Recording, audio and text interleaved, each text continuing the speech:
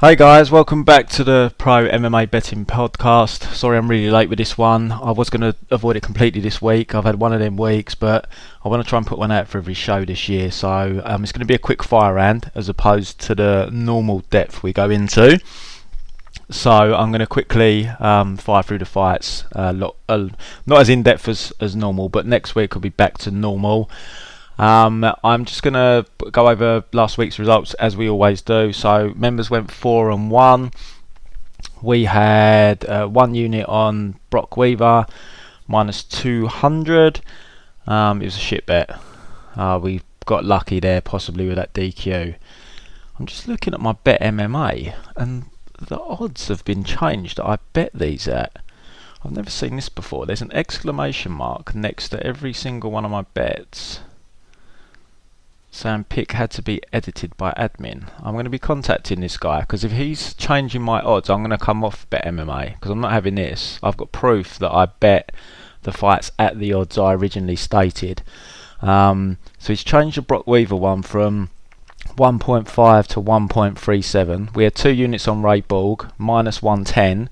That's been changed, which is about 1.9. It's been changed to 1.68.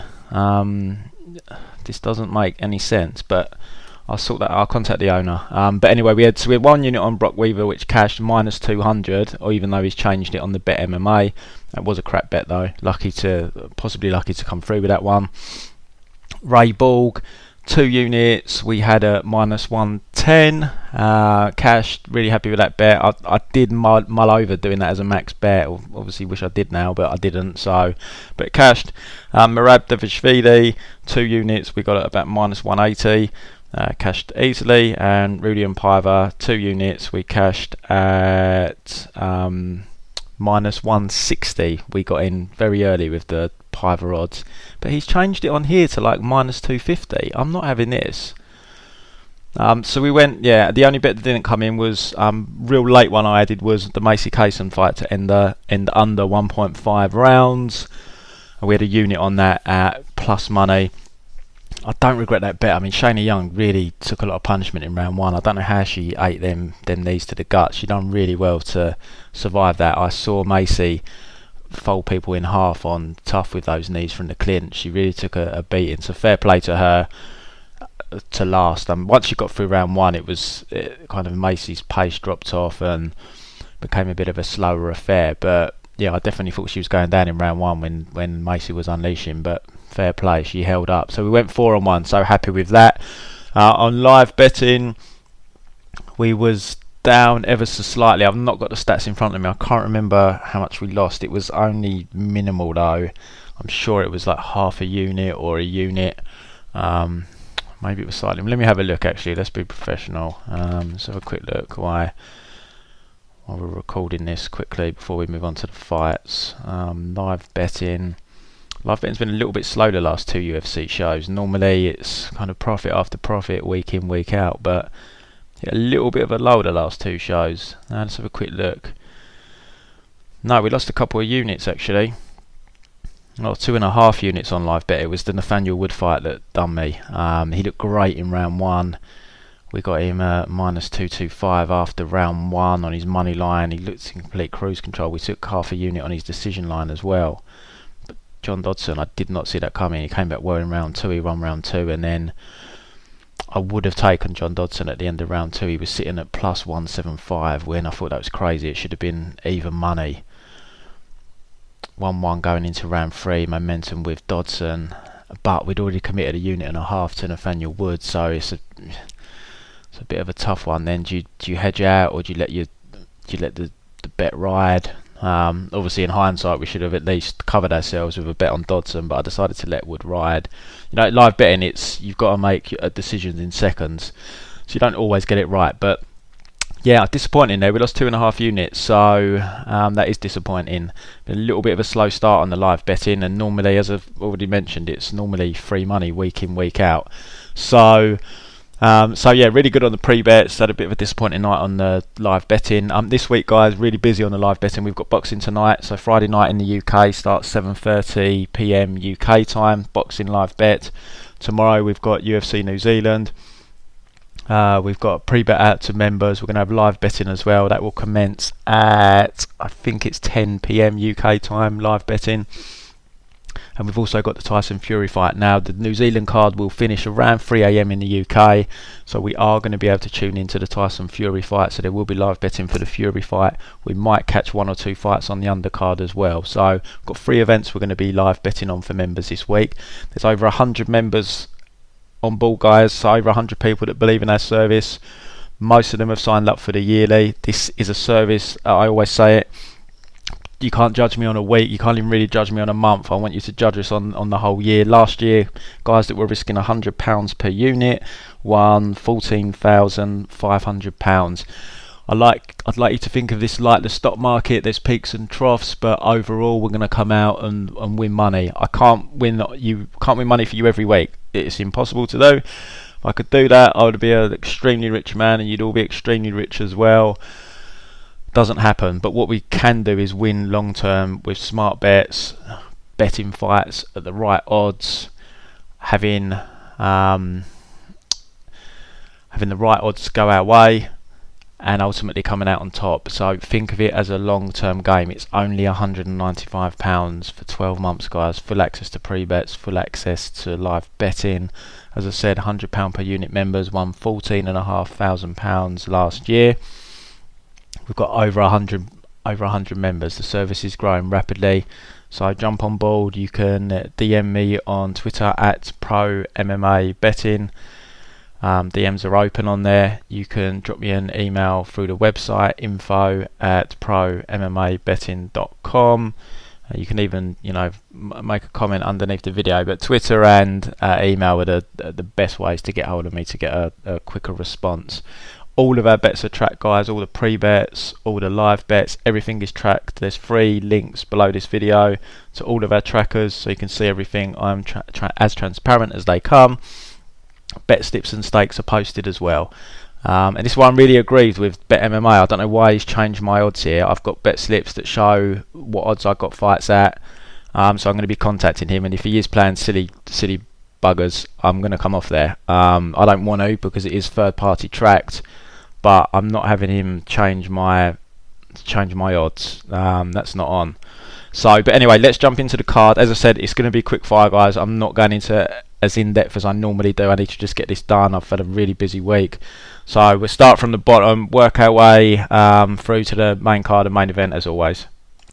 Right, first fight, guys, we've got Priscilla Cachoeira, Shayna Dobson. No idea how Priscilla is still in the UFC. She's one of the worst fighters I've ever seen in the UFC. The only thing she has going for her is that zombie forward pressure, but she just doesn't have anything to back it up with. Normally when you've got someone that moves forward, pressure fighter, in the same manner of a Priscilla, they're a nightmare. But she's just got no offensive weapons. She is just so wild with her strikes. She can't throw a straight punch to save her life. Shayna Dobson, 3-3 record, but she's lost to decent girls. She's actually moved away from Lloyd Irvin as well. She's done her camp here at Team Elevation, so she's been training with the likes of Raquel, Tisha Torres, Rose. Who's the other girl that trains with Rose? JJ Aldrich. So she's been getting in some good training. She's at Elevation as well, because her cardio is always looked a little bit suspect to me. But Shayna, she's no world beater. She's never going to be challenging for the title, but she's got decent enough boxing. She can throw straight shots. She's quite tidy. Like, fundamentally, she's pretty good. Throws with some heat as well. So I just can't see Priscilla beating Shayna here. I think Shayna's just too fundamentally sound. I think the only way Priscilla wins is if Shayna just gasses bad second half of the second round, allowing Priscilla to steal the third round and then nick the third. But Priscilla gasses as well, but she just zombies through it, fights through it. But I just think Shayna's fundamentals are just going to be too much for Priscilla, so I'll go with Shayna by decision there. Patolo Sato has been cancelled as of, I think, last night, which is a shame. I was looking forward to that fight.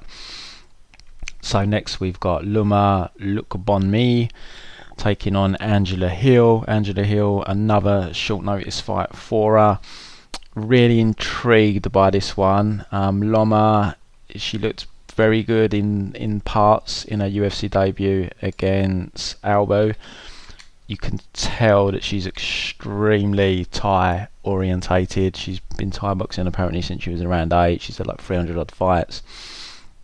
You can see from her style that it's still very, very Thai orientated. She loves the clinch. She's very strong there. Thai fighters spend a lot of time training in the clinch, and you can see that's her strong suit, is in the clinch. She's very, very good there. She does make a lot of errors though. Her clinch is still very suited to the Thai style. If she faces someone in MMA who's a half decent grappler, she goes for the high headlock. You can't be doing that in MMA. You need to be taking the whizzer in that position. You're just going to get your back taken and you're going to get taken down. Got away with it against Albu because Albu isn't very good.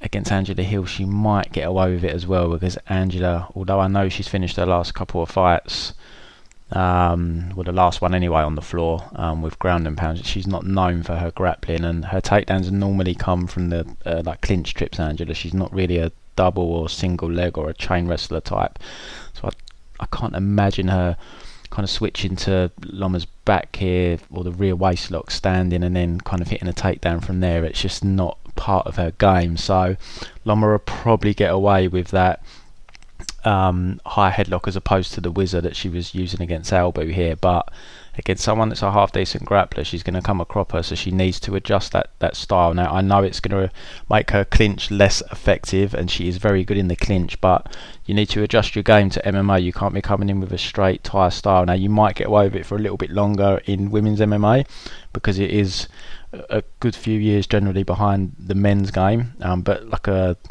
Thai fighter coming into the men's MMA game at this level, he'd get eaten alive using that style. So she's going to have to adjust. She's at a good camp though. She's at Tiger Muay Thai, so I'm sure it's something they're working on with her. But it's definitely something I'll be interested to see if she does adjust it here against Angela Hill.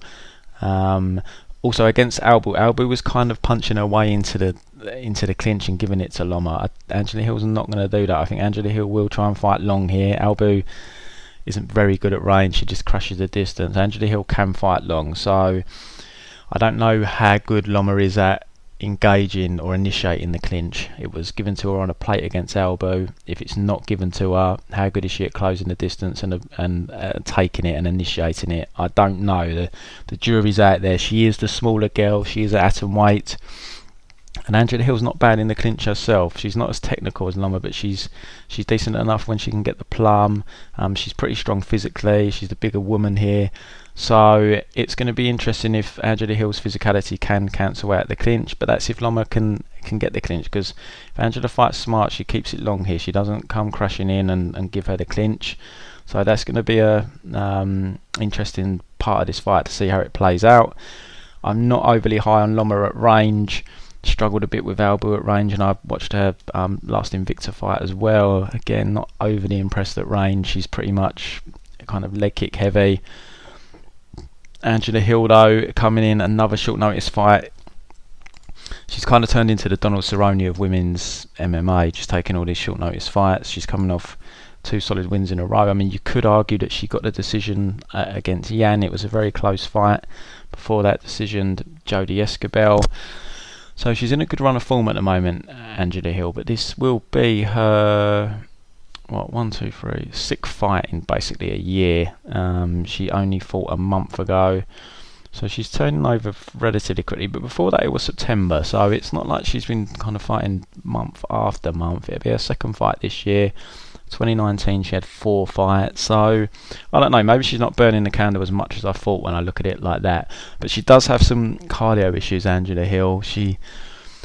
Her body language never looks great in there, which can go against her with the judges, and again she is on short notice, but she only fought a month ago, so I wonder what I'm not sure exactly when this fight got announced, but I wonder what she's been doing in that intervening period. Was she still kind of turning over, or did she let herself go a little bit?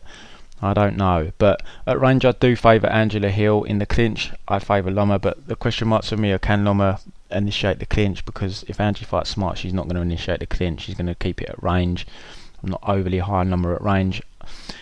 Angela has good trips in the clinch, but I don't think she'll get Loma down. Loma, as I've already mentioned, she spent a long time practicing in that Thai clinch position, which means she's going to have very good balance. She's got good trips in the clinch herself, Loma, but she's going to have very good balance. I don't think Angela Hill's going to be able to trip her over and get on top, but if she does, Loma could be in big trouble. Angela Hill's pretty effective from top position, especially against these girls that don't really have much of a bottom game, and I suspect Loma is probably one of them. Still really young and early into her MMA career, so I'm going to pick Angela Hill here. I'm not in love with the price though. I did max bet Angela Hill against Jodie Esquibel because I managed to get minus 200, but I think Loma is a lot better than Jodie Esquibel. So for me, I just can't really get behind Angela Hill as a decent sized favourite. She's down to minus 175, but I just can't bring myself to bet Hill at minus 175. But I am going to pick her to win a decision here. But this will answer a lot of questions about Loma. How ineffective she is at range, or have I underestimated her? Can she initiate the clinch? How effective is she against a stronger girl in the clinch who's got a decent clinch game?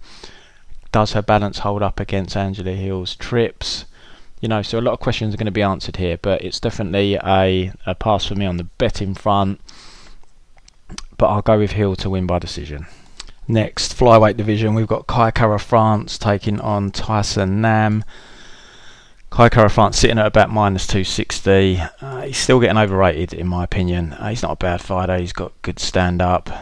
He's got a bit of power, but I'm not really a believer in him. I did bet him against Rulian Paiva. I felt I got fortunate there to get that decision, and I've been wary since. I didn't back him against Mark De La Rosa. I got a fairly comfortable decision there, but the knockdowns probably made it clearer than it maybe otherwise would have been, and I was very close to betting Brandon Moreno against him, but I swerved it. I mean, he looked good round one, but then Moreno just took over. So I'm not sold completely on his cardio. Tyson Nam, I did bet I max bet Sergio Pettis against Tyson Nam. The problem with Tyson is he does have power, but he can be very low volume. He just doesn't let his hands go, and I think it's probably going to cost him here against Kai Kara France. I think Kai Kara France's volume is going to be too much for him, and he's probably going to need a knockout to win. And it's a flyweight fight. Knockouts don't come around too often. Kai Kara France has been stopped a couple of times early in his career, but I haven't seen any chin issues rear their head since he's been in the UFC. I know he got kind of flash knocked down by Elias Garcia. I don't remember anyone else dropping him. I haven't gone back and watched the Moreno fight, but I don't remember Moreno dropping him. I just remember Moreno took over after a tough round one. So it's probably a Kai Kara France decision job here, but I wouldn't be betting him, guys. I don't trust him. I'm not fully sold. I still think he's getting too much respect. It's just tough for me to back Tyson just because of his volume. I remember capping him against Sergio, and it's just too inactive. So he probably, Kai Kara France is fighting at home here. He's going to have the home advantage. The crowd are going to be cheering his every shot. And when you've got that versus someone who's not throwing much at all, it's just going to be tough to win a decision. And if you're KO or bust at flyweight, it's just tough. But as I said, I'm not kind of keen to jump all over Kai Kara France at minus 260 here. Maybe if he was minus 200 or better, I would have another look at this fight, but I don't think the line will get there, so it's a pass fight for me. But I expect Kai Kara France to win the decision. We've got Callan Potter, Song Kenan next. Potter is, he's not as bad as Priscilla. I'm not going to say that, but he isn't UFC worthy. He shouldn't be in the UFC. Just brought him in for these Australasia shows. I go and watch his fight with BJ Bland. It is absolutely terrible. I think it's the fight before his UFC debut. Absolutely disgustingly bad fight. Comes into the UFC, gets blown away by Turner, and then somehow he beats Maki Pitolo. I bet Pitolo there. I got Pitolo at minus 160. ever since I lost that bet, I've been saying, why did I trust Maki Pitolo? But I redone tape on Callan Potter for this fight, and it kind of made me just, it was just, I just see it as a complete outlier. I just, even going back through the tape now, I would still bet, well, I don't know if I would bet him, but if the fight hadn't happened, going back through the tape, I see zero reason not to bet Pitolo at -160. It was a bizarre performance from Pitolo, but I mean, Callan Potter did show some grit in that fight. He ate a lot of shots. His chin surprisingly held up. He's lost 8 times. He's lost 8 times inside the distance, even split between KO and submission. So it's not like he is durable. He's not. I mean, we've seen him absolutely slept in his UFC debut, and he's been stopped numerous times outside the UFC. But he's got no takedowns. Pitolo initiated the clinch twice in round 3, and Potter used Pitolo's momentum against him to get the 2 takedowns, and he hit one in round 3 off of it was a standing guillotine attempt, so he just gave the lift to Potter. I just can't see him getting Song to the floor. Now, Song's defensive wrestling isn't superb. You know, he can be taken down, but Potter is basically judo triple bust. Song, if he's got any fight IQ, will not initiate the clinch. He would just try and fight this fight long. Potter has 0 defense. He throws like a looping left hook that he kept catching Pitolo with. I think Song is better defensively. He's not got as much volume, but he does crack. You know, we've seen him put down 2 people in the UFC with that right hand of his, and I just think Callan Potter's going to be ripe for it. So I have to go with Song here. If Potter pulls off another win and goes 2-1 in the UFC, I'm going to be pretty shocked. But I just can't see it. He was literally against Pitolo, walking through Pitolo's punches and literally physically pushing him onto the fence to get the clinch. I mean, that's Bush League bullshit. I can't see it working here. I think Song puts him away. Jake Matthews taking on Emil Meek next.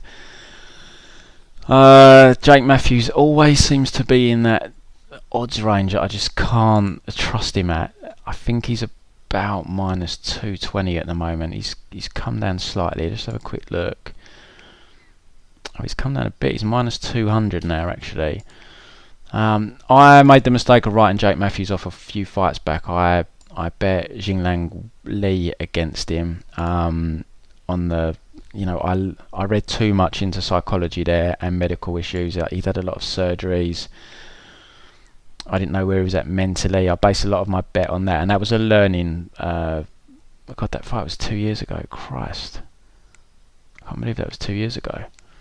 But yeah, that was a learning curve for me, where I paid less attention to the mental side of things, because it's just something you can't cap. You can only go off what you can see on tape, guys. And obviously there are occasions when you do need to factor it in if someone is particularly unstable, etc. But generally speaking, I just tend to ignore it now. So yeah, I wrote him off there, and he showed a lot of grit in that fight. He was calling Lee on, he was exchanging with him, he dropped Lee. Then he got the easy fight with Anzai. Lost to Rocco Martin. It was kind of similar to the Rostam Akman fight. It was just an affair where Jake was happy to keep it standing, and it was just very low volume. You know, he did win the fight against Akman, you know, clearly, but it wasn't a particularly great performance. He'd just done enough, really. Rocco Martin fight was very close. There wasn't much volume from either of them. I think Jake got dropped, and it caused him or his leg got taken out. It caused him to shoot, and then he allowed Martin to lock up the anaconda. So Jake had that good performance against Lee, and then since then he's kind of gone back into his shell a little bit with his performances, like the Rocco Martin and Rostam Akman fights. I don't know whether he maybe needs someone to bring the fight to him, to bring out the best in him, and he probably is going to get that against Emil Meek. Emil Meek's aggressive. He's going to come out trying to knock him out. He's shown some poor fight IQ in the past to Meek as well, like throwing flying knees and stuff against wrestlers. He's had 2 wrestlers in a row in Usman and Fabinski, so there is the possibility though that Matthews can grind him here. He's been out about 18 months, Meek, but he is going to bring the fight to Jake, so maybe this will bring the best out of Jake, as we saw in the Lee fight, where he's kind of forced to fight and exchange. But I think he can mix in his wrestling here. I think he can do well enough on the feet. I don't know how he used to make 155. He's very, very thick, Jake. So I think this could be a decent performance from Jake. He's fighting at home as well. So I'm probably going to go with Jake to win a decision here, because of Meek will kind of bring the fire out from Lee, like from Jake, like we saw in the Lee fight. And minus 200. Oh, I haven't really dug into this fight, but if that comes in under 200, I might have to have a look at Jake here, to be honest with you, because it could be a decent fight for him stylistically. So I'll go with Jake. Next fight, we've got Jalin Turner taking on Josh Culibao, who's a late notice replacement here. He's in on like about a week's notice. He is a featherweight, but he's taken this fight at lightweight to get his foot in the door, basically. Jalin Turner's a little bit raw, but he's got a very good frame for the division. He's powerful, he's got decent striking. Joshua, a good striker as well, but it's just hard to gauge how good he is because of the opposition he's faced. Now, something that I am very wary of betting against is someone making their UFC debut from the regional scene, because they often look a lot better in the UFC than they do on the regional circuit. I'm not exactly sure why that is. Maybe it's the increase in quality of opponents, so it brings out the best in them, the big opportunity. But it is short notice for Joshua, so that obviously is going to go against him here, but he is fighting at home. I can't bet Turner at over minus 200, so look, I'm going to pick Joshua here. Just no particular reason, except he does look skilled enough. He is undersized though, but I think he might look better than he does and he looks decent on the regional circuit. So based on kind of guys that do come in and generally seem to look better in the UFC, I think he might look better here. And as I said, fighting at home, I think he might be able to nick this one. So odds the way they are, I can't bet Turner. So I'm going to lean with Josh here as the plus 175 underdog, but it is more of a intuitive bet as opposed to something I've particularly seen out of them. Next we move on to the main card. We've got first fight, Kevin Aguilar taking on Zubaira Tukhugov. This was the first fight I taped on this card, and I was tempted to bet Kevin Aguilar after tape. He was about minus 130 at that point. The line's basically gone to an even money line since then. But what's holding me back with regards to Aguilar is there's definitely going to be a speed and athleticism difference here, and that's my worry. Tukhugov doesn't excel in any one particular area. He's okay on the feet, but he is quick. He's got okay wrestling. I'm not sure how good his top control is. I'm not overly sold on that. And I mean, Kevin Aguilar has shown good takedown defense in the UFC. Can't remember the exact stat, but I think he's stuffed like 16 out of 17 takedown attempts. He managed to shut down Barzola, shut down all these takedown attempts. He done a decent job against Dan Ige as well. Actually managed to scramble up as well when Ige managed to take him down, and he even got on top in round 2. He managed to probably steal round 2. So Tukhugov though is the most athletic, explosive type of fighter he's faced in the UFC, so he probably can get takedowns here. Whether he can keep him down, I don't know. I'm not sure he can. On the feet, Aguilar's got power. I can see him catching Tukhugov when Tukhugov kind of comes steaming in trying to use his speed. I wouldn't be surprised if he walks into a counter from Aguilar, but he's going to be the quicker man on the feet. I mean, when I watched the Rick Glenn fight, it was a really close fight. What made Aguilar stand out in that fight was he hurt Glenn a couple of times, so it swayed the rounds in his favour in what were otherwise close rounds. Barzola fight, he was good on the feet the first couple of rounds, but Barzola came on strong in round 3. And Dan Ige 1-1 going into round 3, and Ige came on really strong in round 3. So Tukhugov does slow down, but perhaps Kevin Aguilar has shown signs of slowing down a little bit as well in his fights. If we look at the Ige and Barzola fights, he loses round 3. The Rick Glenn fight, I mean, I watched this a couple of weeks ago now. I'm sure round 3 was really close until he got the knockdown in round 3, which obviously swayed it his way. But I'm sure up until then it was a very close round.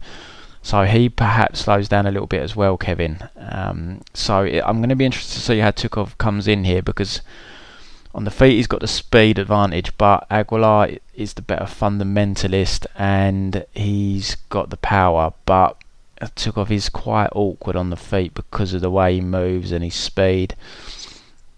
He's got decent wrestling, but I'm not sure he can keep Aguilar down, and Aguilar has shown solid takedown defence in the UFC as well. So this is a hard fight to call, but I'm going to stick with my initial gut lean after tape, which was Kevin Aguilar. But I still haven't bet it, even though he was minus 130 and now it's an even money line. I don't think I can bet it because I just don't have a strong enough read on exactly what's going to happen. But I'm definitely not sold on Tukhugov as a big prospect. I mean, I've possibly got lucky to get that draw in his last fight against the late notice British replacement. He was struggling on the feet. Apparently he was on antibiotics for that fight or just before it, so that was why his cardio looked so bad. But I've seen him slow down in other fights, and I don't like reading too much into these excuses, because it's impossible to cap how much the antibiotics affected him.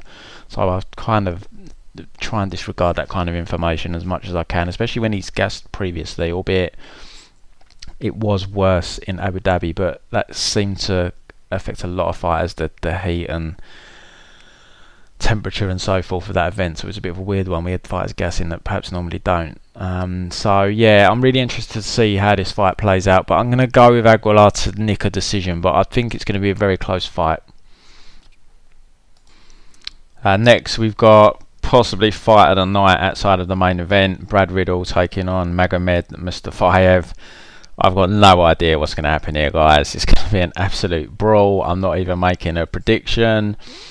I've no idea. I mean, the problem with backing Magomed as well is we've literally seen like a minute and a half of him in the last 3.5 years. I can't bet someone when I've seen them fight. For what happens is, because you've got that quick round 1 knockout, it causes recency bias and all manner of things. It's you get that factored into the odds. It's just a minute and a half in 3.5 years, and I can't. The guy's, don't get me wrong, the guy's good, he's dangerous, but I can't be betting him. Brad Riddell, I wasn't blown away by his performance. I don't know whether he got a little bit overzealous. UFC debut, trying to impress, but kind of got into a bit of a brawl with Malakaev and got rocked at one point. So, but yeah, I expect this to be outside of the main event fight of the night. This one, Mustafaev's minus 140. I can't be backing him as a favourite. 1.5 minutes action, but big step up for Riddell. Under 1.5 rounds is plus 140. That's interesting. Fight doesn't go to a decision, minus 175. I mean, Mustafaev's never been to a decision, I don't believe. Brad Riddell's had very few as well. I'd be surprised if this goes the distance, so I don't think that's a bad line. If you're going to bet this fight, for me personally, I'd be betting doesn't go to a decision. Under 1.5 rounds is interesting. I'd probably err on the side of caution and go with doesn't go to a decision. That would be my lean on this fight. I'm not making a prediction, I've got no clue. Heavyweight next, everyone's favourite low level heavyweight fight to bet on. We've got Marcos Rogério de Lima, minus 150 favourite over Ben Sosoli. If de Lima can come out and hit the takedowns, he's been using a grappling heavy approach lately. There's a very strong chance Sosoli is a turtle off his back and gets finished. On the feet, I mean, de Lima's a bit of a flake. If he doesn't win a fight, he just suddenly, he just loses randomly all of a sudden. But normally it's by submission. He's only been stopped once with strikes. So on the feet, it's interesting. Sosoli seems like one of those guys though that's got a really good chin, and he's going to keep coming. And de Lima, if you know this fight's going to be on the feet for 3 rounds, you really don't want to be betting de Lima, because he's he's just someone that you just can't trust, because he does just flake out all of a sudden. But as I said, it is submissions, and Sosoli's not going to submit him. Lima, he's at American top 10. I imagine he's coming with a grappling heavy approach here. If he can't get Sosoli down though, and it's on the feet, it's just complete sweat if you've backed Lima, and I don't 100% trust him to come out and hit takedowns on Sosoli, and if he does, then he's a very strong chance he finishes the fight. But if it plays out on the feet, then I don't know, guys. I just don't know. Fight goes to a decision is plus 150. Overs 1.5, minus 155. So I don't mind that, but it's just if Lima does get the takedown in round 1, I don't know if Sosoli can survive. Lima's decent from top position, so I'm gonna go with Lima, because there's just no submission threat here. I mean, generally it's the submissions that are his weakness, but there's no threat here. So I think on the feet it's close, but there's a clear ground advantage to De Lima. So I'll go with De Lima, probably to get a stoppage on the floor, whether it's some kind of arm triangle or ground and pound.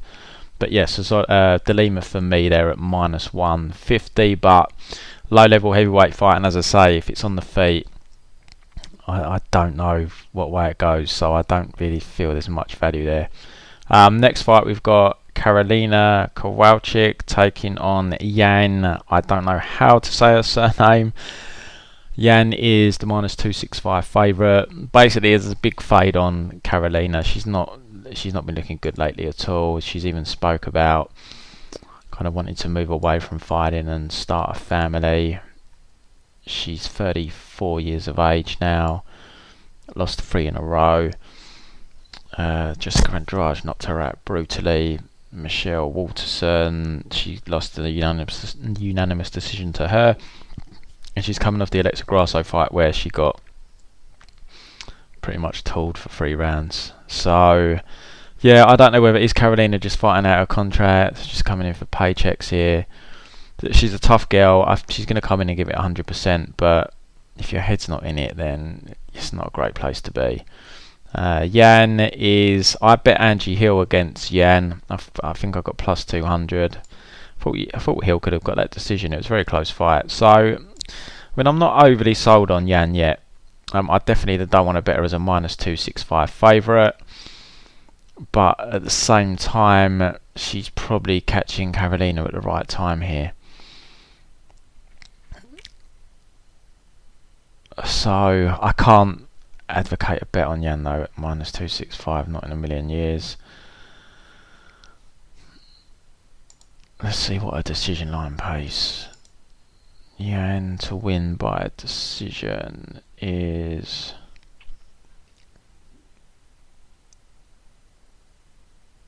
minus 145, minus 137 at William Hill. I don't think that's a bad price. I mean, the only person that's put Karolina away is Jessica Andrade in the UFC anyway. She's been submitted. Well, she did get submitted by Claudia Gadelha actually, but I don't think Yan's going to be going that route. I think this will be on the feet for 3 rounds. And Yan probably nicks a decision. So I don't think that's a bad line. Minus 137 on Yan to win the decision. I certainly favour it over the money line at minus 265. I'd never go big on a prop because there are other ways Yan could win this fight and you could end up getting burned. But I think for me, if I was going to bet this fight, I would be leaning Yan to win a decision here. I'm really hoping Karolina's got something left. Because I'm not overly high on Yan. I think, you know, this is a winnable fight for Karolina if she isn't completely shot and at the door. But that's the big concern, and she's not been looking great lately. I wonder how many fights she's got left on her contract. So I'll go with Yan to win by a decision here. We've got Jimmy Crute next, co-main event, taking on Michał Olek. I'm just going to leave it there. I don't know how to say his name. Interesting fight, this one. A lot of money's been coming in on Crute. Michał is down to minus 120 favourite now. From, I think when I taped this fight, he was up at like minus 160. So there's every chance by fight night this is an even money line. it's kind of a hard fight to get a proper read on because there's kind of question marks around both guys. Jim Crute, I don't have a full read on his stand-up. The Paul Craig fight was pretty much, for all intents and purposes, grappling. If you watch his Dana White Contender Series fight, he gets the first round stoppage, but he eats a lot of shots in the process. But you know, it's 18 months ago. The guy's only 23 now. You know, he's young, he's improving, so I don't want to read too much into that. Sam Alvey fight was on the feet for the duration, lasted about 2.5 minutes. Caught Sam with, I think it was a real close right hand, dropped him. You can argue the stoppage was a bit premature. Alvey did give the thumbs up, so you know, maybe it should have gone on. Well, I think it should have gone on a bit longer, but still, nice right hand. And against Serkinov, mainly a grappling affair, but you did see he's very physically strong because he managed to hit it's basically a power takedown he hit on Serkinov, and Serkinov's a very physically strong guy. So Crute is very physically strong, probably still growing into his frame as well at 23 years of age. So he might fill out a little bit more as well. But yeah, I just don't have a full read on his stand-up. He's decent on the ground. He had some good scrambles with Serkinov. Was in trouble at one point, and it looked like he turned the tide and Serkinov was in trouble, and then Serkinov managed to lock up the Peruvian necktie. So I just don't have a full read on Crute. I would like to have seen him on the feet recently for an extended period, but we haven't seen that side of him. He's got decent kicks.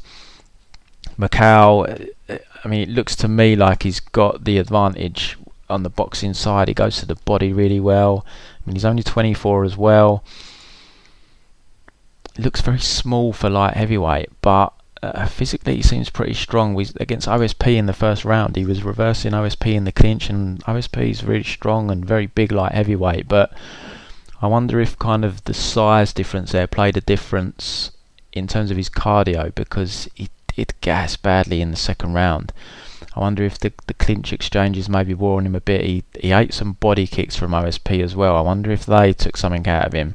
But if you go back and watch the Khalil fight, he does slow down against Khalil. Now, it's maybe not that noticeable because Khalil gasses badly in the first round.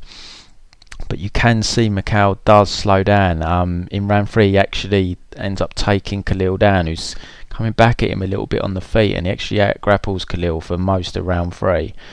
So, based on that fight and the OSP fight, there might be some question marks with regards to Michał's cardio. Now, Jim Crute was blowing against Paul Craig, but that was a grappling heavy affair, so maybe that was due to it being grappling. Maybe on the feet it'd be okay, I don't know, but there's definitely a bit of a question mark over Michał's cardio here, which does concern me, because he fell apart in that second round against OSP. After looking really, really good for like the first 4 minutes of round 1, he was all over OSP, had him in all sorts of trouble.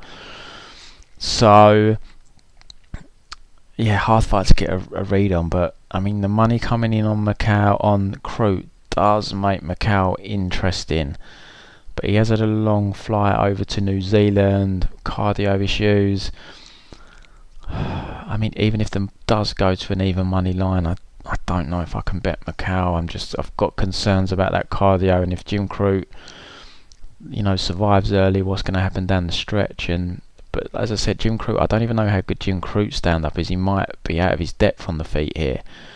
I just don't know. He's definitely got power though, that Jim Crute has. But Michał's shown a solid chin. He took power shots off Khalil Roundtree, no problem. So, interesting fight, hard one to be confident on either way. Jim Crute is definitely the more unproven fighter here, but from watching his development, you can see he's improving. He's young, he's physically very strong. How good is he stand up? We just don't really know, but he's a good grappler.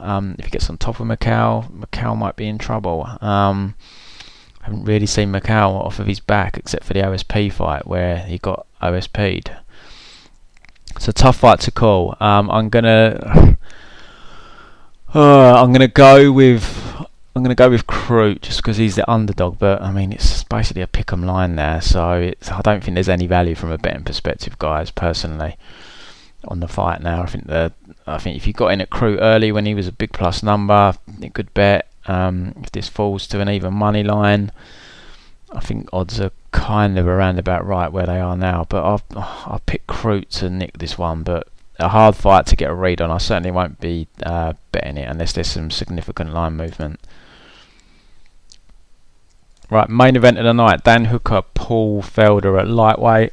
I went into tape thinking I was going to be betting Dan Hooker. I came away after tape thinking I don't really have a lean and it's probably a pass. Now, when I went into tape, I was genuinely thinking Hooker was perhaps going to be a max bet for me, albeit I am very conscious that I've been guilty of underrating Felder in the past and it has cost me money.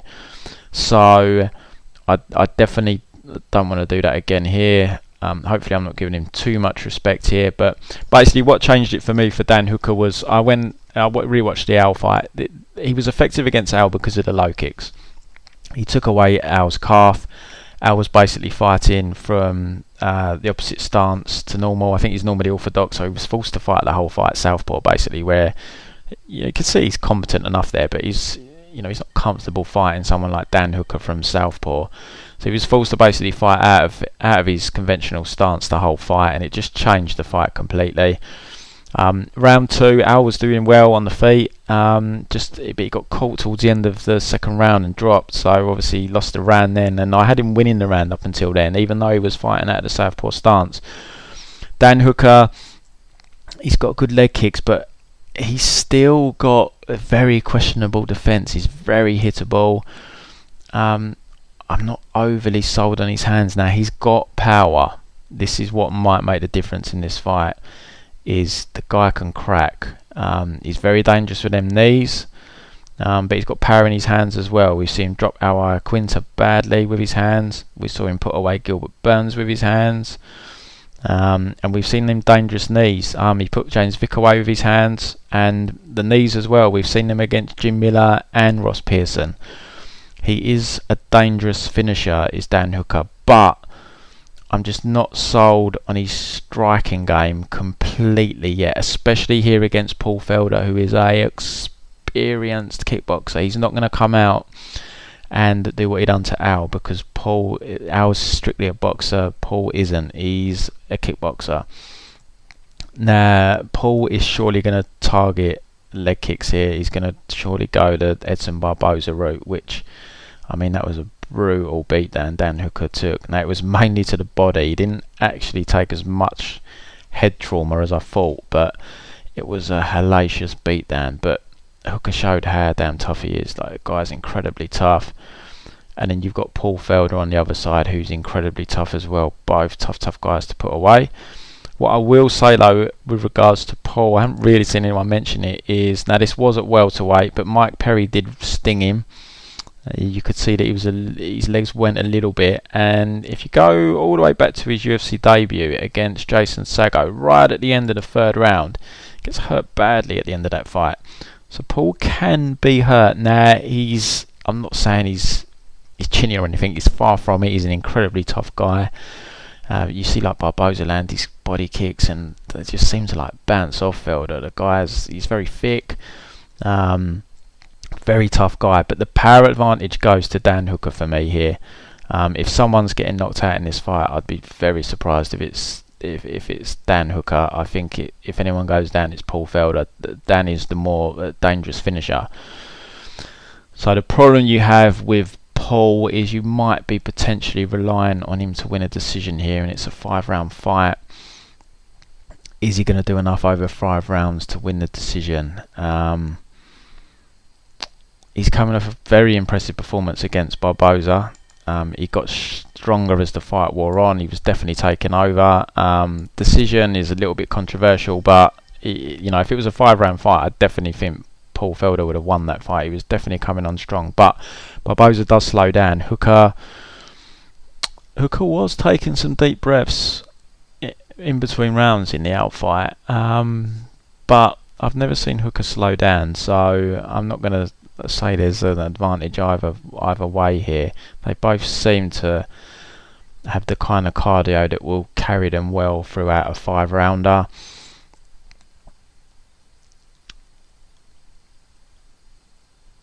after I'd done the tape, I did come away kind of leaning Felder. I was quite surprised because I thought as I said, I was going to be betting Hooker.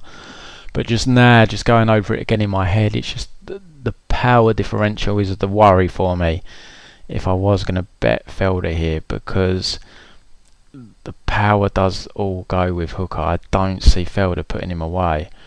He's going to have to fight a smart fight. What he wants to really is he wants to draw Hooker into a kickboxing match, because he can beat Hooker in a kickboxing match. As I said, the kind of the Al fight was all dependent on him taking Al's leg away. I mean, if that didn't happen, I wonder how the fight would have played out. It would have been very interesting to see.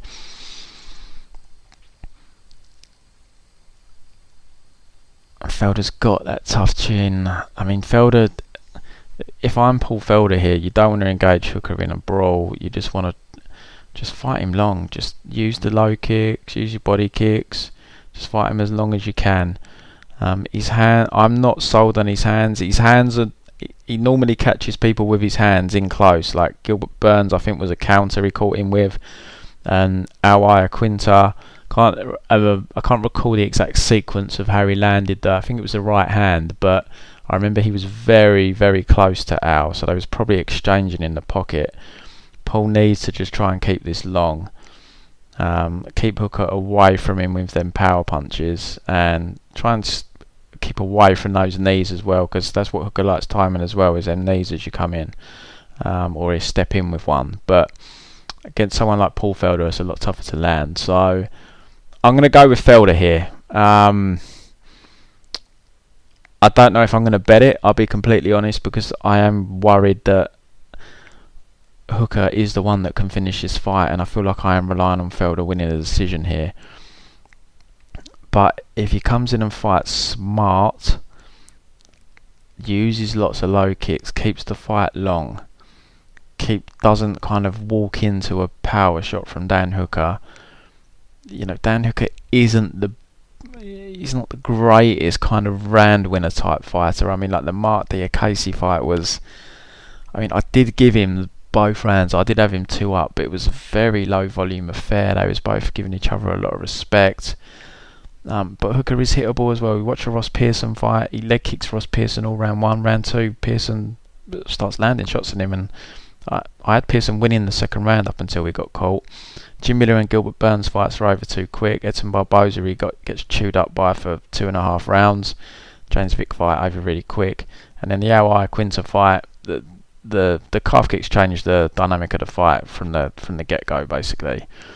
I can't see that happening here against Felder, and I think we could see a drawn out kickboxing battle here, and you know, unless Hooker, you know, drops Felder a few times or does stop him, then I think if this goes 5 rounds, more often than not, I have to lean Felder.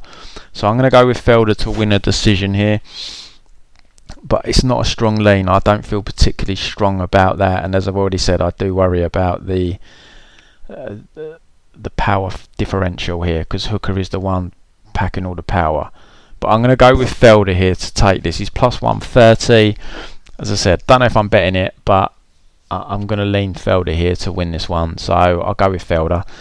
That wraps it up, guys. I'll be back next week. I've actually overrun a bit on this, 53 minutes. I wanted to try and do it in half an hour. But I'll be back next week. It'll be back to the normal business next week. If you want to sign up for the membership, guys, £195 for the year. You can sign up for a weekly, monthly or 6 monthly, but 95% of our members, we've got over 100 members, are on a yearly membership. That's your best bang for your buck. That's where you get to see the service throughout a year. As I said, I compare it to the stock market. There are peaks and troughs, but ultimately we'll come out on top. Last year we won, as I said, £14,500 if you was £100 per unit better. You can grab a package on ProMMABetting.com. Twitter page is at Pro MMA Betting. Please hit the like button, hit the subscribe button as well, and we'll keep the videos churning out. So good luck with your bets this week, guys, and remember as well, if you do sign up for this week, we've got live betting tonight on the boxing, there's live betting on the UFC, and UFC will finish before the Wilder Fury fight starts, and we might catch We'll probably definitely catch one fight on the undercard. We might even catch two. So lots and lots of live betting opportunity this weekend as well. But good luck with your bets, guys.